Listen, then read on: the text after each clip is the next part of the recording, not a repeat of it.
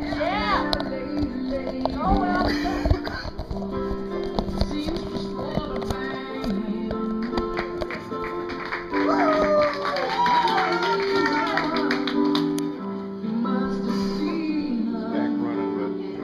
So I'm saying, just don't screw with it, just point it at him for now, okay?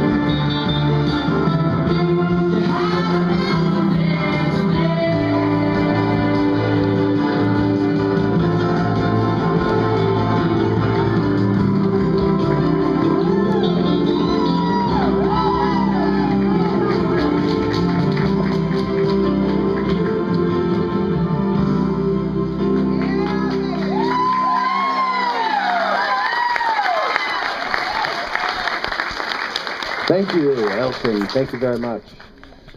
Ray Charles, you're in the hot seat. Ray Charles is in the hot seat. But before Ray, we have a very special performance. We're bringing back somebody from the dead. This is a performer who hails from Port Arthur, Texas. As a youth, she was ridiculed by her classmates because of her unconventional appearance and personal beliefs. She was known as a beatnik poet. She died at age 20.